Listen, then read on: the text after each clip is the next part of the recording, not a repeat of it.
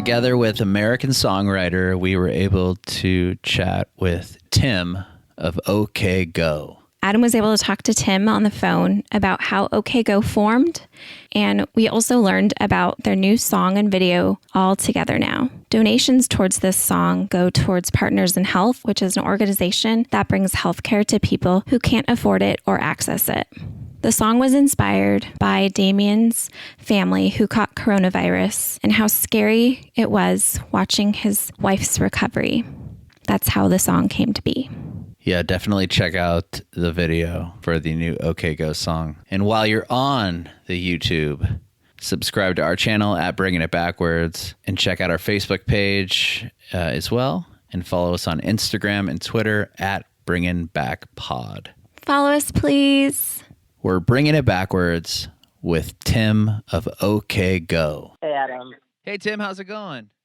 Good. How are you? I'm pretty good. I appreciate you talking to me today. Yeah. Thanks for your time. Thank you.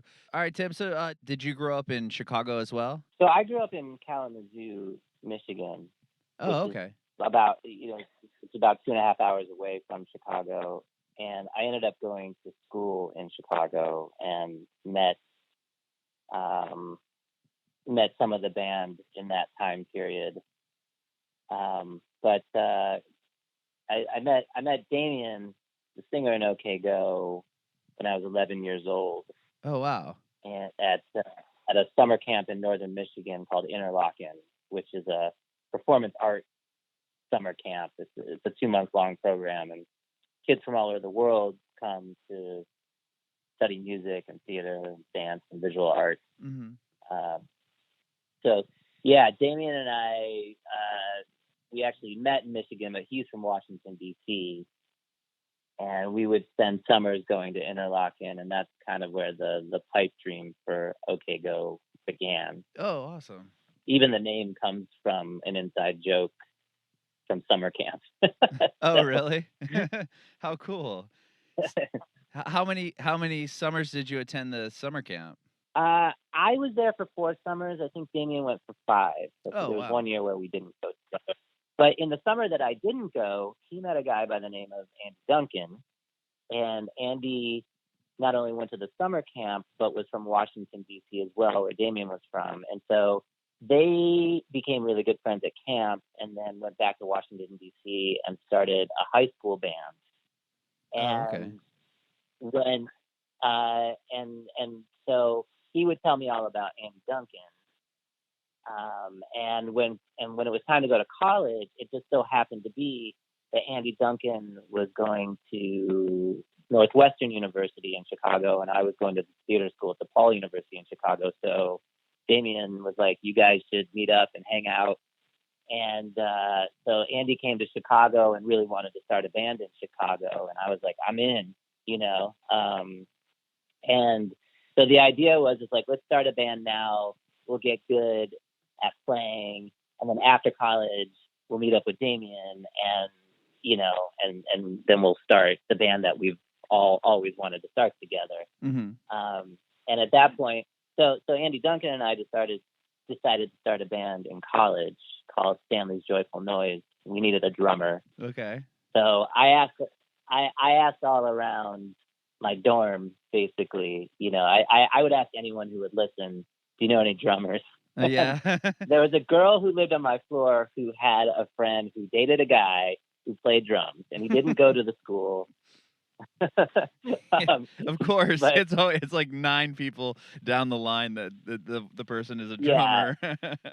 Yeah, it's like 9 degrees of separation. But I was like, great, give me his number. This is like 1994. We're talking. So, there's no real emailing or texting or anything like that. Like, I got his phone number, kind of called him out of the blue, asked him to meet us at a coffee shop near my school in Lincoln Park in Chicago.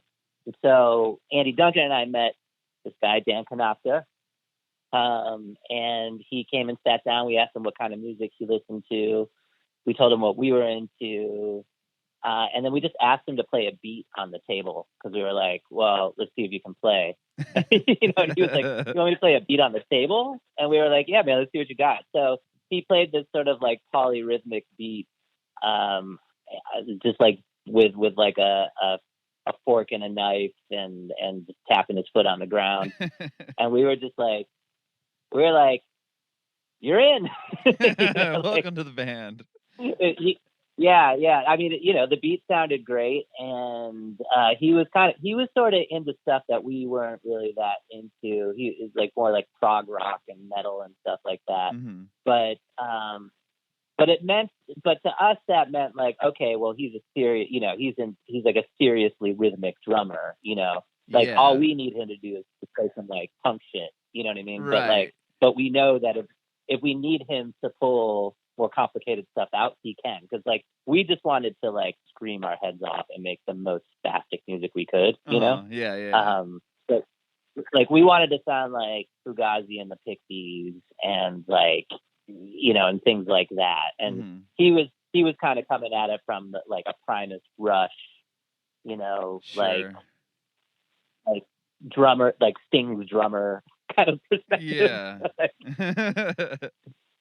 It felt like he knew what he was doing. And so we went to town and started this band, Stanley's Joyful Noise, together. That spring we drove to Boston and recorded a demo recorded, it wasn't a demo, actually, it was like a 5-song cassette at the time. Okay.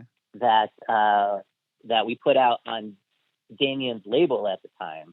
He had a label called Level Records that he ran out of his dorm room. And so, so Damian was there for the recordings, and we recorded with this guy named Brian McTurnan, who I think went on to be like, he produced like some like, well, actually, I don't know if that's true. I was going to say, I think he did some stuff with like Panic at the Disco and stuff like that, but that might have been Brian's bandmate at the time. Brian played in this like straight edge hardcore band called Ashes, which was like kind of big on the East Coast. Anyways, stop me if this is too much detail. No, this is perfect. But essentially, like for the 4 years of college, I played music with Andy Duncan and Dan Konopka.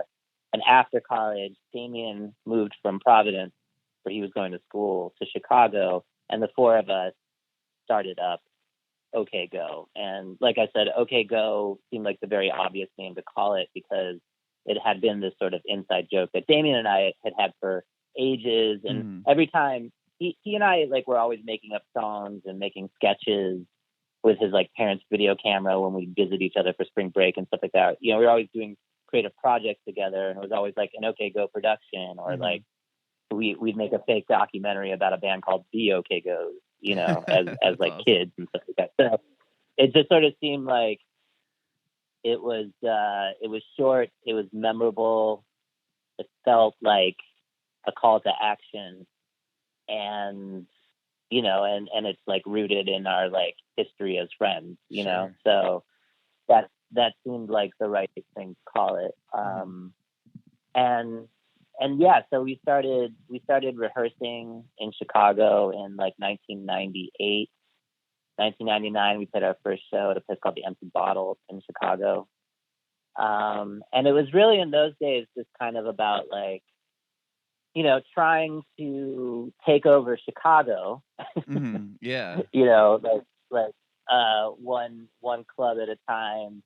We would make these elaborate hand-screened posters.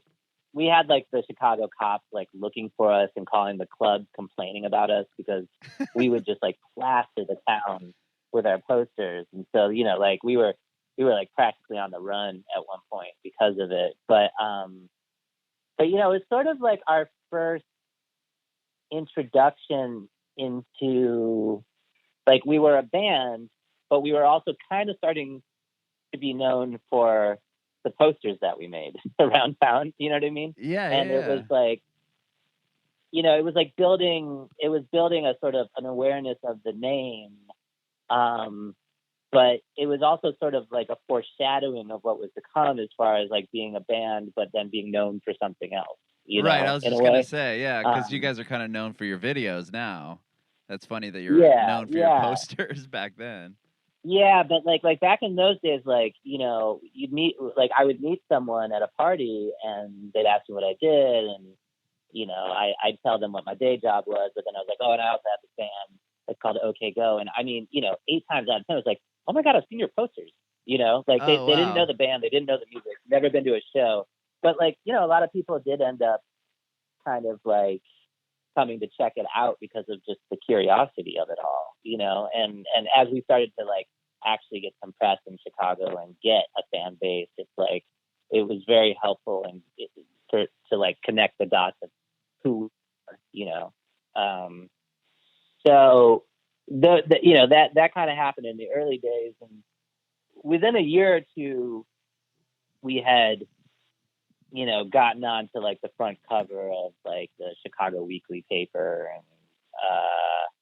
and had sold out our first shows and stuff like that. And so the idea was kind of like build it in Chicago and then try to spread it to New York and Los Angeles the best we could, which was hard to do, you know. You know, it meant we had to like, you know, be able to afford to like take a trip to go play some very small clubs in New York. You know, New York was the easier of the two to get to for us. And so we would oftentimes book our own tours that would do like, you know, it'd be like Chicago, Champaign, Cleveland, Pittsburgh, Philadelphia, New York, you know, and then come home. It was like that kind of thing. And so little by little, you know, we kept on trying to hit New York as much as we could, trying to find the most beneficial shows that we could, you know, playing with friends' bands, or maybe getting thrown a bone to get on like opening for something. Opening for someone of you know that had a bit more of a name or something like that. And meanwhile we were like in Chicago making our first recordings as a band, and we were recording with a guy named Dave Fridmann, who is now in Los Angeles, but at the time was in Chicago. He used to be in a band called the Paul Stars, and he had opened up a studio in Chicago called King Size. Okay. So he had read about us and came to see his show, and basically, you know, kind of like wined and dined us Chicago style one night. He said, like, I'd really like to work with you guys, you know, and we said, great, let's do it. And so we recorded basically a full-length record that ended up coming out as like 2 kind of like EPs, more or less. Were those the brown and pink EPs? Yes. Okay. Yes, exactly. And was it just called? Why was it a brown and pink? Was it just the color of the cover or something? Like, how did you get? Like, why did you decide on those 2 colors? Yeah, at the time, we liked the color. We thought brown and pink looked nice together, and we needed to decipher one from the other. Oh, sure. And it felt, you know, we released them as 2 sort of, you know, they didn't have the same songs on them, so we needed something to decipher between the 2. So colors seemed like a good way to do that rather than name them things, especially because it wasn't a full album, and it was like kind of an EP, but a little, you know, it was only like 3 songs a piece. So we thought, like, well, people will just refer to it as the brown and the pink, you know, CD or whatever. Yeah, totally. But yeah, so we made those, and at the end of the mixing of all that, Dave knew someone who was involved with a Weezer side project. That project was playing some shows, some like showcase shows in Los Angeles. Oh, wow. And Dave had kind of pitched us to his friend as like, hey, you know, we just finished this record. I'd love to get these guys in front of some people. Would you mind if you know, they're able to come out to Los Angeles, could they open up, basically? And so we ended up going out to Los Angeles, and out of the 3 shows that were booked, only one of them really came through. Oh, wow. And or I guess no, I'm sorry. Two of them happened. One of them was fairly well attended, but nothing really came of it. One of them got canceled, and then the very last one still happened, but it was just us. Okay. Do you remember what venues in LA you were playing? We played the Spaceland. That show happened, and we played that with this Weezer side project. And then we played I can't remember the place that got canceled, but the place we ended up playing by ourselves that was supposed to be a double bill was called the Dragonfly, I think. So we played this club called the Dragonfly, and there were 3 plus 3 people there. Okay. And Wow. and and I guess maybe 8 if you include the staff. Okay. And so 5 out of the 6 people that were there were like the people we were staying with while we were in LA. They were like our best friends who had been to the other show, Mm-hmm. And so like we had come out there hoping to play for, like industry types, I guess.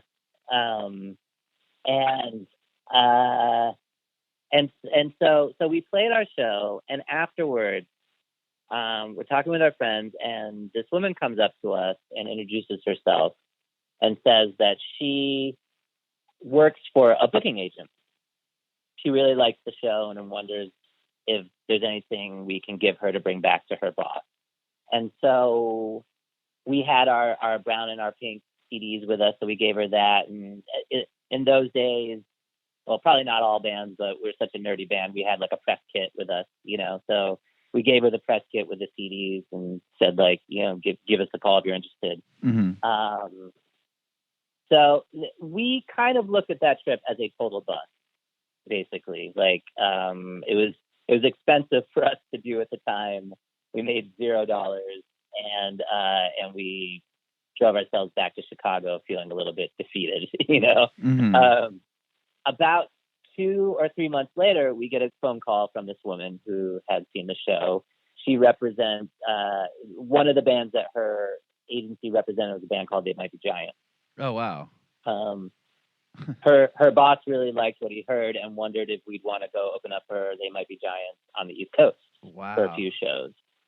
So, I mean, it's just such crazy kismet, Mm-hmm. it's just the one person who wasn't our friend who happened to be at that last show ended up kind of being the link to a big portion of how our career kind of went from point A to point B to point C, Yeah, and so that's wild. It's like the moments that you would never expect, could be the biggest one. I mean, There's only 6, you said 8 people there, and one of them happened to connect you with They Might Be Giants. That's crazy. Yeah. So we went and played those shows, and the two main guys in They Might Be Giants are John Flansburgh and John Linnell, and they both kind of took a liking to us. And John Flansburgh at the time was talking about maybe managing us in some way, shape, or form. And he said, "Why don't you meet my manager? Maybe we can figure out a situation." And so we ended up meeting his manager, who then became our manager for 15 years. Oh, wow. So all of a sudden we had management. Our management put us in touch with a lawyer. That lawyer represented a guy named Andy Slater, who had just been hired to be the new president of Capitol Records. So our lawyer sent his client, our demos. We had just written a new song called "Get Over It," so he had sent some of our demos plus "Get Over It" to Andy. Andy loved "Get Over It" and signed us to Capitol. Wow. I mean, there's a lot of back and forth between. I mean, I'm making it sound it was like really easy. It wasn't. Sure. There was a lot of hemming and hawing and things going on at the time. But essentially, that's what ended up happening. It was like. Did you guys get approached by any other labels aside from, like, were you kind of like in a bidding thing? Yeah. It was between Interscope and Capitol, but it was the interest from Capitol that spawned the bidding war of sorts. Mm-hmm. So it seemed like we'd get more attention at Capitol, so we went that way. That's cool. Yeah, and I mean, that's kind of like, that's how it started. Sure. Yeah. I mean, I mean, there's so much more after that, but like that's kind of how it got going. We ended up making our first record in Los Angeles, even though we were based out of Chicago, and essentially, I mean, the experience of that first record was like, we put it out, it did marginally well. We toured all over the world. We had a second single ready to go that the label decided to shelve and just had us come home because the first single didn't perform the way they wanted it to. And so that took about a year and a half, close to 2 years to figure out. Uh-huh. But we came home from that first record, touring that first record, pretty exhausted and feeling a little bit like let down, I guess, Mm-hmm. It was kind of, it's sort of our first experience. Like, we were in our mid-20s at that point, and it was like, this was also new to us. And, we spent such a long time making what we thought was a, pretty like stacked with radio song record type of record. Yeah. And basically only got to really put one song out before they told us to come home. So right. Yeah. So it was a little bit of a disappointment, and we were a bit shell shocked by the experience.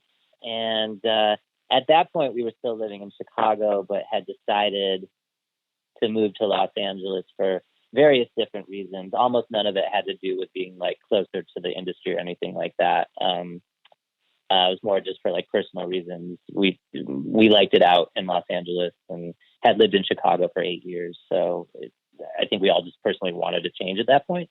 Mm-hmm. So we came to LA and kind of like flailed about for a little bit, trying to write music, but had a hard time writing music, and we didn't know what we wanted to write next. And it felt like what we had written didn't totally feel like us. Like it felt like us trying to like shoot for something that we weren't. And and I guess the basic thought was like, we probably have one more. Like I think we were contractually guaranteed one more record, and so let's try to make something that just feels a little bit more like us, Let's not worry about. Let's try not to worry about what the label wants, and just make what we want. And so we ended up working with a producer named Tor Johansson, who is, I think, Danish by birth, but lived in Sweden. He lived in Malmo, Sweden, which is the southern border of Sweden, right across the bridge from Copenhagen. Oh, wow. He had just done a record that year for Franz Ferdinand, their first record, with the song "Take Me Out" on it. Which was like a big hit at the time. And we really liked the kind of stripped down production of that record. It also turned out that he had also produced a lot of the early Cardigans records, which we really loved. Oh, cool! Yeah. So we were super interested in him. He was down to take us on, which meant going to Sweden to record. And as far as we were concerned, that was great, because that meant we would be far away from the label. That meant that phone calls could get disconnected. Like you're cutting out. Meant that no one.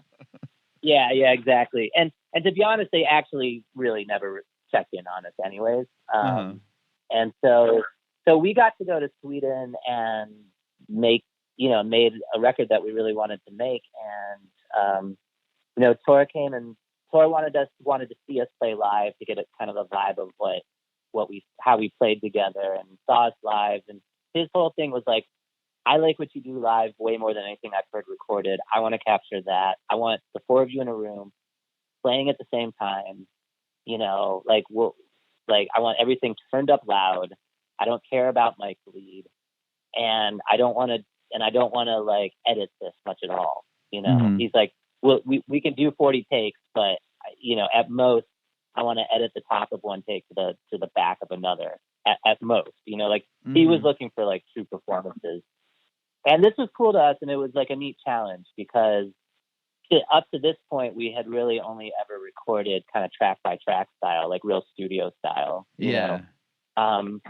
But we had been on tour for several years at this point, and had gotten really good at playing together. You know, everyone had just gotten better at their instruments and better with time, and so that was great. That, you know, that was a really, really fun experience. And I think the band felt really good about the music we were making and the direction that tour was kind of pushing us in. So, you know, we left Sweden feeling pretty awesome about all of that. And we came home. There were a couple of songs that we wanted to get remixed. So we worked with a producer mixer named Dave Fridmann, who was just coming off a big Jet record at the time. Oh wow, yeah. And so, you know, we were excited to work with him. And so right as we were like finishing up the record, feeling really good about it, trying to figure out what the singles were going to be, we were talking about getting ready to rehearse for what was going to be, you know, a year's worth of touring. Andy Duncan, our original guitarist, decided to leave the band. Oh. And he just sort of, I don't think it was the experience he was looking for. I think, you know, they were just sort of, I don't know what it was. You know, it's hard to say exactly, but he just, I don't know. It wasn't playing out the way he had hoped. Sure. And so with about 2.5 or 3 weeks before we were scheduled to go on tour, we were guitarless in Los Angeles. Oh my God. And so we had to do like a very, very quick, you know, sort of like wide net casting call out to all sorts of different guitarists. I think we saw 30 different people. And I wish to God we had a camera rolling for all of it, because it's just, there's some very hilarious moments. I mean, some really talented people, some very not talented people with a whole lot of heart, you know, who like, we were very seriously considering, like, I think that's what we want, you know? But long story longer, basically we had a friend who recommended a guy that he knew from New York who had just moved to Los Angeles. His name is Andy Ross. And Andy ran a studio in New York and was like a killer guitar player. And so he's one of the last people we met. And remember, we made a little questionnaire for people to kind of get to know them, you know, and it was just that's sort of smart. like, yeah. Yeah. And, you know, I think the last question was, you know, would you be opposed to doing a choreographed dance routine live? Because we were already doing that with a song off the first record. Oh, really? Yeah, we were ending all of our live shows with this like choreographed dance routine, because it's just like no one was ever expecting it, and and it just killed. You know, it just like absolutely killed. Yeah, people were probably so stoked to see that. Yeah, it's for this song called Cinnamon Lips, and anyways, we were talking about needing a new dance to end our shows with, to a new song from the new record, basically. And so Andy was one of the few people who didn't think the question was a joke and said, like, sure, yeah, I'd do that, you know. And it's not that specifically, it's not that exactly that sold us on him, but it was like, okay, this guy says he'll do that, so can he play? You know, and it turned out that he was like a total shredder. So so we invited him to come on board, and he came on board, and we learned a set of about 15 songs in about 2 weeks. Wow. And a new dance routine that at the end of it we videotaped so that we wouldn't forget it. Okay. And it was a routine that we made in Damian's living room with Damian's sister Trish C. Trish at the time was a retired professional ballroom dancer who was teaching ballroom in Orlando, Florida, and we asked her if she would come to Los Angeles to help us create a new choreographed dance routine. We wanted to like up the ante on the one we had done before that we had, and that one we had pretty much just made up on our own. So, so she came out. We decided to do it to our most dancey, disco-y song on the record, which was a song called "A Million Ways to Be Cruel." And so basically, like we made that dance routine. We taped it so that we had it and we could watch it. As we were going on tour, so that we could remember how it goes. And after we did it, we thought it was like kind of funny, So we dubbed the music onto it, and we burned DVRs of it. And when we went on tour afterwards, we'd always go out and like get people to sign our email books so we could put them on our email list. And we'd always like whoever seemed the coolest to us, we would like flip the DVR to, like, and be like, when you go home, watch this. We wouldn't tell them what it was. and this is, I think this is actually before the record was out. And before, and we were sending it to some friends who we thought would think it was funny and stuff like that. And I remember a couple of friends being like, "This is your music video." And we were like, "Oh no, that's not even the single we're putting out. Like that's just a rehearsal tape, Mm-hmm. And before we knew it, I remember I'd come home from a tour. We were touring a band called Kaiser Chiefs, and that's where we were like flipping all these DVRs to people. Oh wow, yeah, I know that band. Yeah, and I remember I was home, and I was living with my best friend at the time, and he had a subscription to Entertainment Weekly, and he like handed it to me. He was like, "You guys are in Entertainment Weekly this week," and I was like, "What are you talking about?" And he's like, "You're in the top 10 like hottest things to see online this week." Wow. And I was like, "What?" And I remember calling our publicist, and like I don't even think she knew. Like it was like, Whoa. like it's just like something they had gone and done. And next thing we knew, like it just that video kind of took on a life of its own, and like people were passing it around. YouTube didn't exist at the time, and so people were watching it on these like sort of like alternative like downloading sites and stuff like that. And we could tell the number of downloads that had happened, and there was roughly somewhere around 300,000 people that had like downloaded that video. Whoa. That's more records than we had ever sold. Mm-hmm.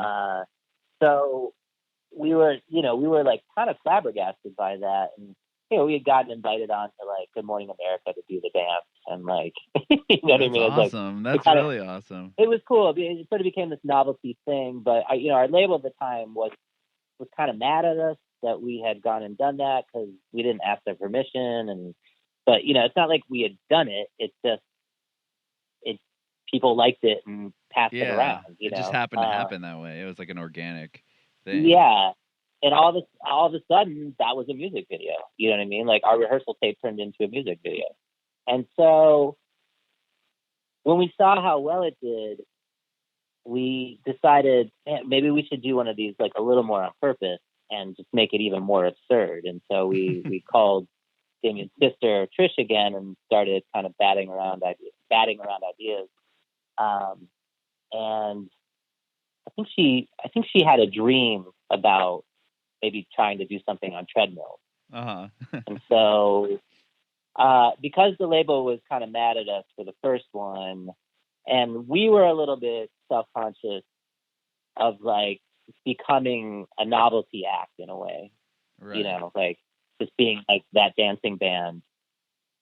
So we decided like, well, let's go do this and see how we feel after we make it, but let's go make the best thing we can think of to make. And so we went to Orlando, Florida, where Trish lives. She had this ballroom where she taught, and we bought and returned 8 treadmills, and for a week, choreographed this routine. I mean, there wasn't really a precedent for it, so we just had to kind of hurl ourselves at these machines until we had sort of like an arsenal of moves that we could string together into some kind of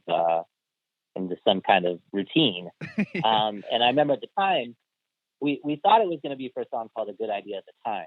And as we got going, the BPM for that song felt too slow, so we switched out to a more up-tempo song, Here It Goes Again.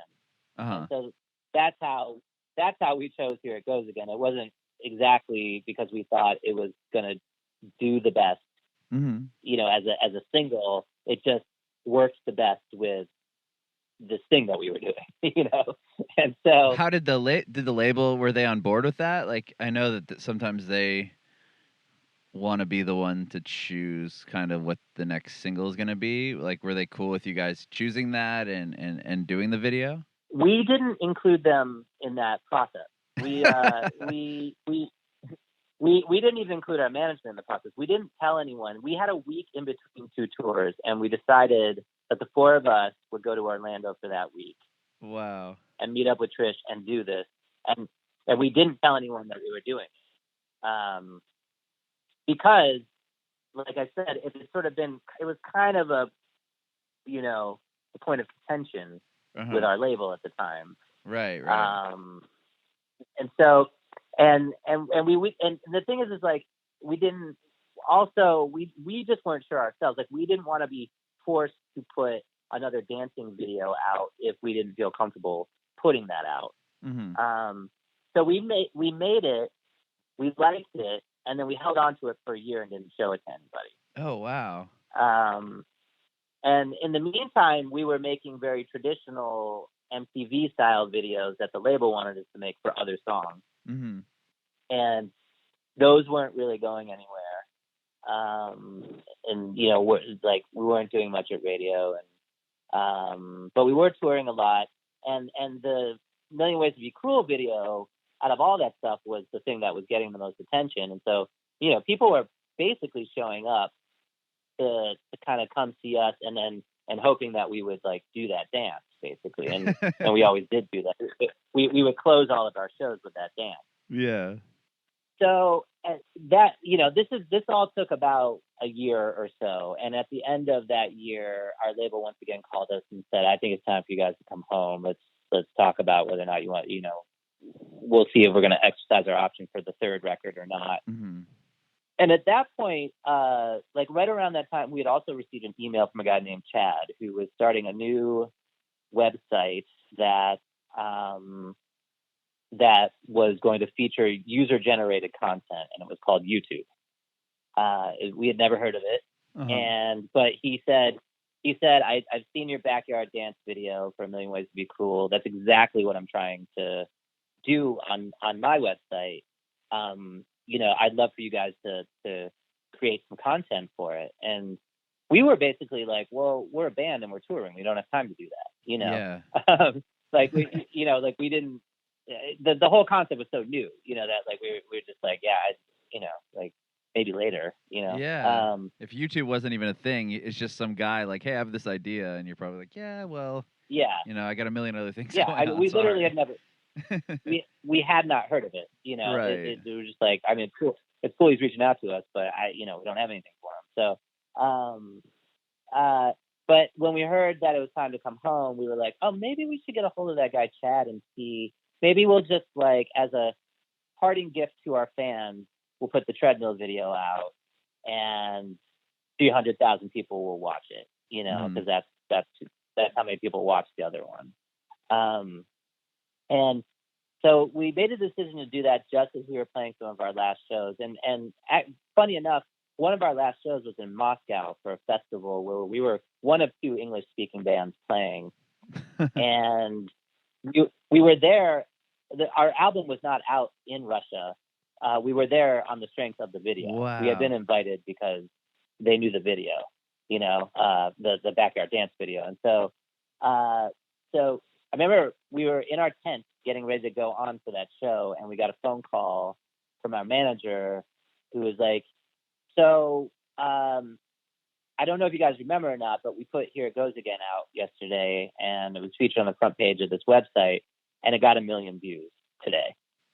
And we were like, what are you talking about? You know? And he was like, and it doesn't seem to be stopping. Like the numbers just keep going up. And so we were like, okay, that's crazy. We're going to go play our show.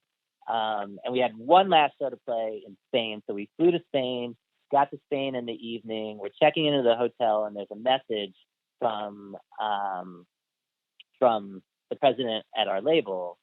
And it turns out that the VMAs want us to come on and do that dance.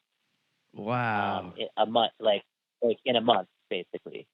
And I remember at the time our reaction was like, well, that's cool, but why don't we play it? We're a band. We should play the song, not dance it. And right. and they were like, no, they want you to dance. And we were like, yeah, we're gonna have to think about it. Like I remember like we were like, I don't know. And our you know, the president of the label was like, you guys are fucking crazy. Like the VMAs are a spectacle. They want you to do a spectacle thing.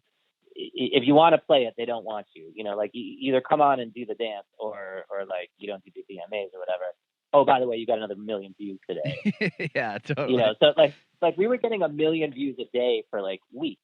You know, I mean, it was just insane. Nuts. It was really crazy. So, you know, we were meant to go home to Los Angeles, and we ended up rerouting from Spain to New York, where the VMAs were going to be. And we called Trish, because we hadn't done this dance in a year, you know, and like we were like, you know, I guess maybe it was less than a month. Maybe it was like 2 weeks from when we had gotten the thing, but either it felt like we needed to go straight to New York. And I remember we rented out the basement of the Alvin Ailey Dance Studios, and we got 8 treadmills in there. And for about a week and a half, almost 2 weeks, we just rehearsed and rehearsed and rehearsed and rehearsed. Because, you know, at that point, I mean, doing something like the VMAs seemed like an impossible reach for us. You know what I mean? Like it just didn't seem like something that would ever happen. So we were incredibly nervous. We really wanted to get it right. You know, we did not want to wipe out, you know, all this stuff. So you know, I remember like we cut out photos of like celebrities of the time and put them on the wall to be like, this is gonna be out here. You know, it's gonna be like, you know, it's gonna be Senator Obama, and you know, because it was like that long ago. You know, it's like and like Justin Timberlake and like Pharrell. You know, like it's gonna be all these people. Like we just like put up like all our like heroes of the time kind of thing. You know, it's like we had like Dr. Dre and Snoop Dogg and like you know, like all these guys. It was like I don't know, I can't remember. I remember we had Sinead O'Connor up there. Like it was just like anyone we could think of who would make us nervous, we put up. Yeah, anyone who could possibly be there watching you. Yeah, and like after a while, we're like, they don't even have to be current. You know what I mean? It's just like anyone who could possibly be watching you. You know.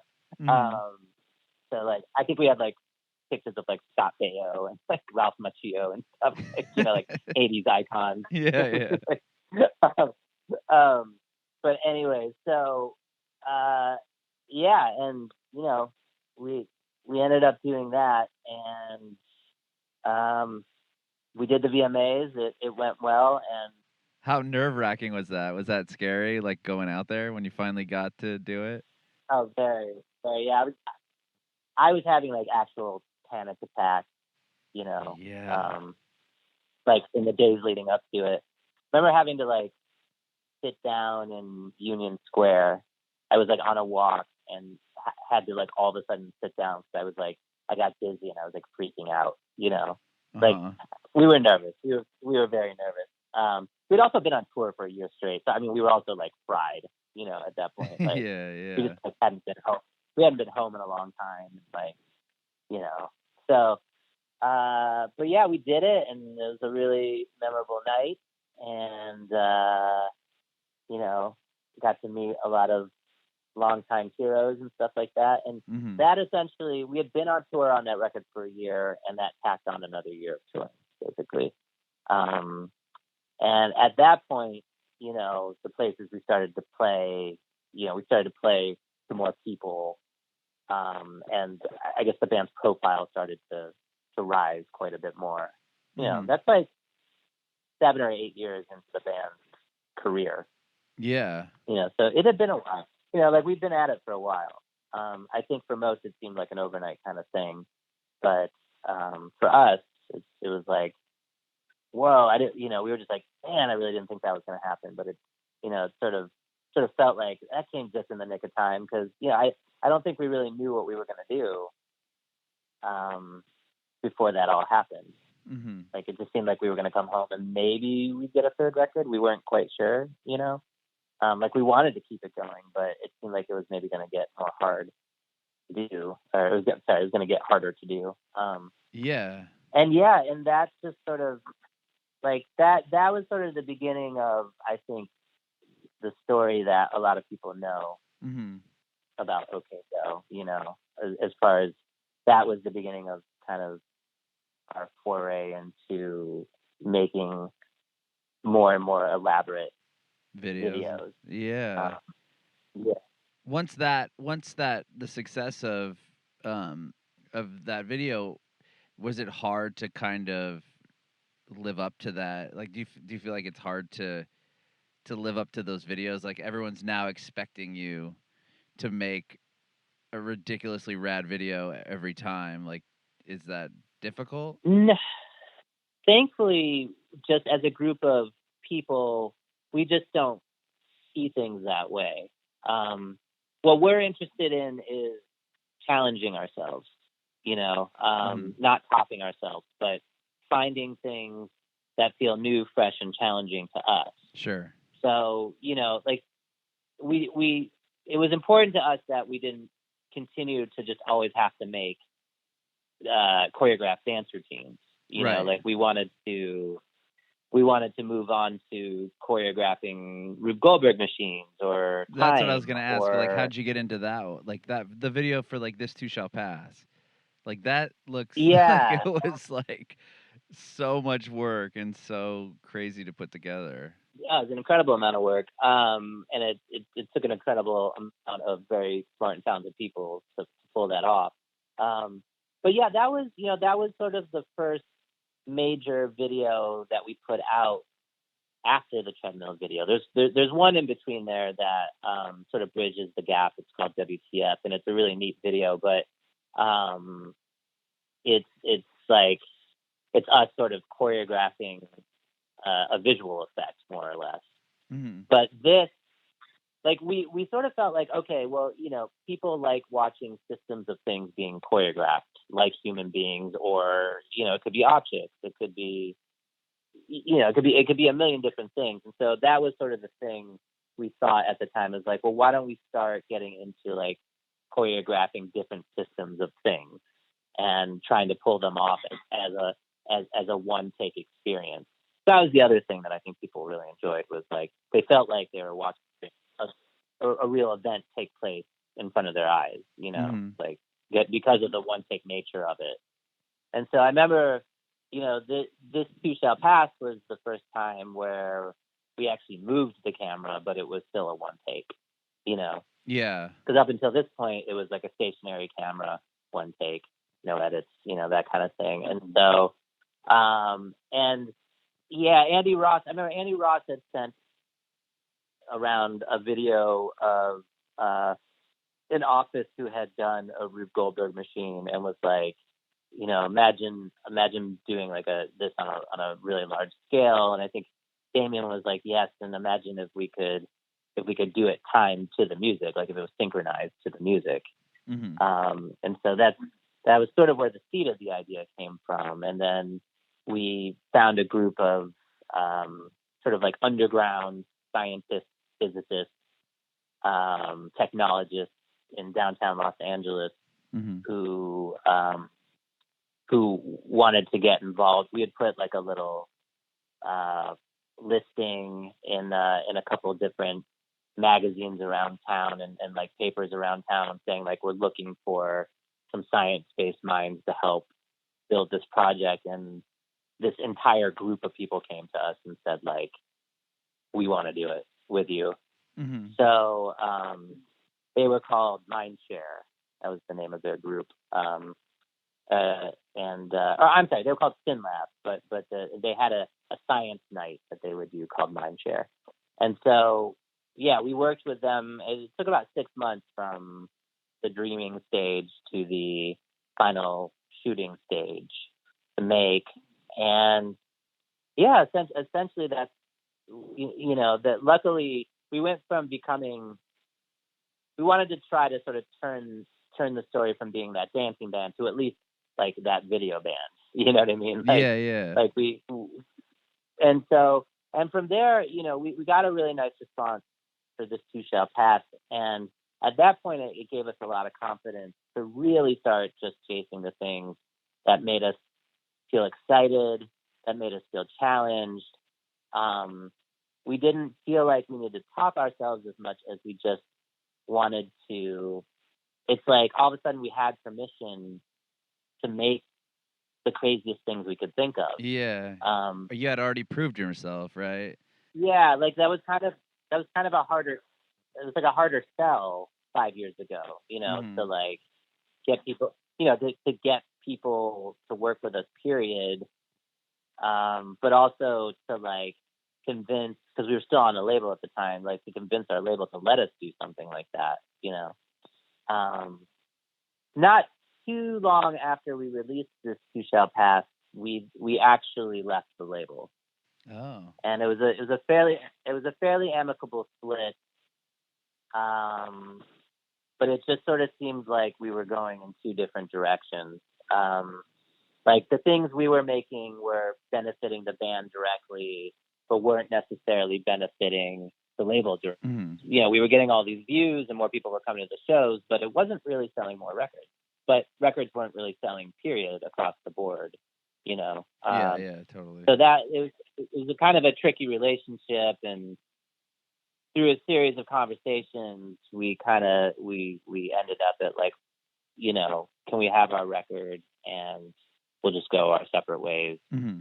They let us have our record, which was super cool of them, and we started our own. Was that Hungry Ghost? Or No, that was later. This was a record called Of the Blue Color of the Sky. Oh, so that album wasn't put out on Capitol? It ended up not. Yeah, it was supposed to, but before it came out, we left. Oh, okay. We had sort of a mutual agreement to leave, and they actually let us keep the record. Wow. Okay, so I thought that one was also on Capitol. Wow, that's cool. No, yeah.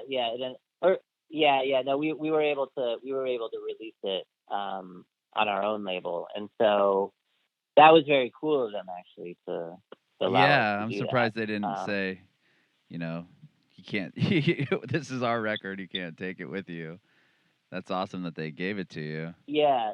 So essentially, we started our own label, and ever since then, like the label has sort of become the distribution arm of all the different creative ideas we have. Mm-hmm. And it's been very nice and liberating to be able to make the call for ourselves to make something where, like, okay, maybe millions of people won't want to watch this, but hundreds of thousands might, or maybe even thousands might, or maybe even hundreds might. Mm-hmm. If we're into it, we'll release it. We can make those decisions. That's awesome. And yeah, and so it's given us a lot of creative control. It also means we have to hustle ourselves a lot harder, mm-hmm. To find sort of like brand sponsorships to pay for the videos and all that stuff. But ultimately, it's put us in a pretty good position to call our own shots. Yeah, and then now you just released another brand new video altogether now, which is really rad. I mean, it's like a quarantine style video, and like at one point you're playing like a pot and a pan, and you've got the mini keyboard. That's a really cool concept. Tell me about that song. Yeah, so all together now, we recorded it pretty quickly, or we finished the recording of it pretty quickly within the span of about 2 weeks, and decided to make a video, alone but together in all of our different respective houses, and basically kind of show track by track how the song was put together. Mm-hmm. And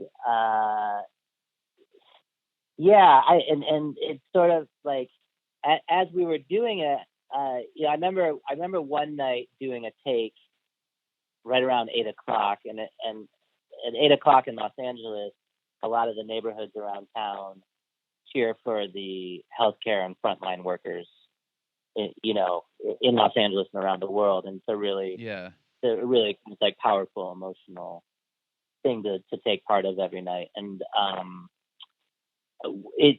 was doing one of my takes. I didn't realize it was 8:00, and I could hear in the background the cheering from my neighborhood as I was doing the take. And so I sort of pointed it out to the guys that night when I sent that take in, like, hey, check this out. And Jeff Shelton and Damian, who were both sort of putting the video together, they were like, we should include this. That's how this should end. We should end by honoring the healthcare workers and the frontline workers. So that's something that was sort of born out of just like starting to do it, and then realizing like, oh, we should actually incorporate that. That would be really nice. Like this is, let's like really make this about the honoring, honoring the people who are, kind of keeping the world running at this point. And so, so that was like a really nice discovery, and kind of like helped us to sort of like really understand what it was we were doing, and that's often the case with a lot of our videos. Like we sort of throw ourselves into the situation and then see what comes from it, and so yeah, that's kind of how that all came to be. And you guys are partnering up with Partners in Health too, right? With donations and stuff. Yeah, that's really cool. Yeah. All proceeds will go to Partners in Health, and they're like a really cool. They're like a global health organization that brings healthcare to some of the most like vulnerable and in need places around the world. And so not only do they help to bring healthcare to these places, but they also train people to be like the next generation of healthcare workers in those communities. So they're pretty awesome, and honored to be able to help out that cause. Yeah, that's awesome. Yeah. That's really cool. I know we're stretching here at the end. I have one more question, if you don't mind answering it real quickly. Yeah. I want to know if you have any advice for aspiring artists. Advice. My biggest, like, broadest advice for aspiring artists is just to make sure that this is actually what you love to do, and you sort of can't imagine yourself doing anything else, just because there are so many ups and downs. I think I've talked about some of them in this interview, but haven't even really scratched the surface of the ups and downs that come with the territory. There's some really lean years. It's not a very well regulated profession. You know what I mean? It's like, it's not always the easiest, but if it's what you truly love, then it's worth doing, but if there are other things that are more important to you, like, and I'm not saying these things aren't important to me, but if spending time with family is the most important thing, if having a comfortably paying job is the most important thing to you, things like that, like, if those are the things that are most important to you, then you might want to think about doing something else and having music as your hobby or something like that. You know what I mean? But if this is the thing that you just can't imagine yourself doing anything else but,